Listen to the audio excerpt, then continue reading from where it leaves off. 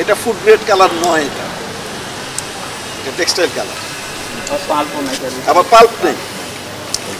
এটাকে একটু ঠিক করা হয়েছে, এর ভিতরে হয়তো কোনো একটা ইনগ্রেডিয়েন্ট মেশানো হয়েছে যেটা হয়তো আমাদের খাবারের উপযোগীও না।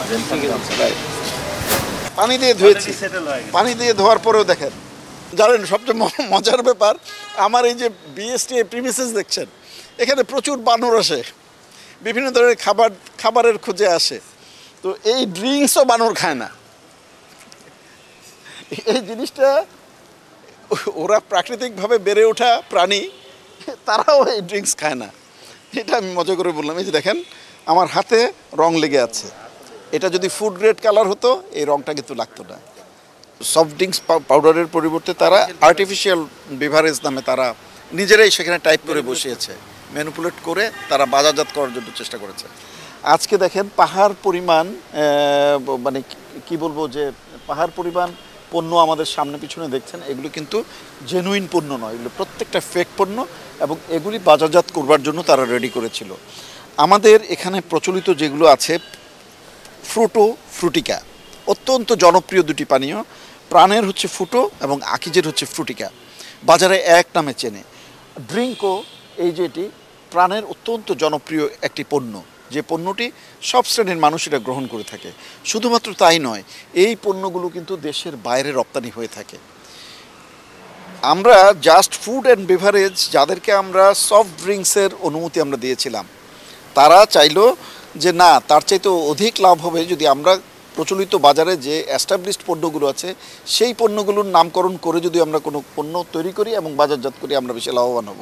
ঘটনাটা তাই ঘটেছে। এখন ড্রিঙ্কও এটি হচ্ছে দেশের বাইরে রপ্তানি করে থাকে প্রাণ। এই কখনো যদি বিদেশের বায়াররা বলে যে তোমার এই পণ্য তো ফেক, তোমার এই পণ্য তো বাইরে নকল পাওয়া যায়, দেখেন এটা আলটিমেটলি কিন্তু আমাদের দেশের সম্ভাবনাময় যে শিল্প, সেই শিল্পটা কিন্তু স্থবির হয়ে যাবে। বহির্বিশ্বে কিন্তু এই পণ্যটিকে আর বাজারজাত করা সম্ভব হবে না, এটি একটি বিষয়।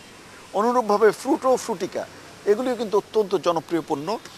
মজার বিষয় যে এখানে মিনিমাম 10% আপনার পাল্প থাকতে হবে। এখানে পাল্পের কোনো বালাই নেই, এখানে পাল্প নেই, শুধুমাত্র পানি। এই পানির মধ্যে একটা রং মেশানো হয়েছে, যেই রংটা আমাদের টিম যখন, ভিজিলেন্স টিম যখন তাদেরকে হাতে নাতে ধরলো, তাদের হাতে যে পানিটা লেগেছিল সেটা আপনার হাত রং হয়ে যায়। এই রং পরবর্তীতে আর উঠে স্পষ্টতই বোঝা যায় যে এগুলি আপনার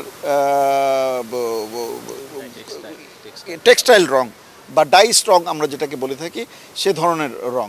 ফুড গ্রেড রং হলে এটা কিন্তু হাতে লাগার কথা না। আরেকটি বিষয়, সবচেয়ে ভয়াবহ যে জিনিসটি, এই জিনিসগুলোকে যখন আপনার প্রসেস করা হয়, প্রসেস করতে গেলে কিন্তু পানিটাকে ডিস্টিল ফর্মে নিয়ে আসা হয় এবং পানিটাকে হতে হয় পরিশোধিত এবং বিশুদ্ধ। এর জন্য কিন্তু সেই আকিজকে বলি, প্রাণকে বলি, এরা কোটি কোটি টাকা খরচ করে তারা কিন্তু প্ল্যান্ট তৈরি করেছে। সেই প্ল্যান্টে পানি পরিশোধিত হয়ে আসে এবং এটা অটোমেটিক্যালি এটা ফিল করে। আর এখানে দেখা যাচ্ছে সাধারণ পানি তারা ম্যানুয়ালি তারা বোতলের মধ্যে ভর্তি করছে এবং সেখানে মেশাচ্ছে, তারা সেটা বাজারজাত করবার জন্য সচেষ্ট হচ্ছে।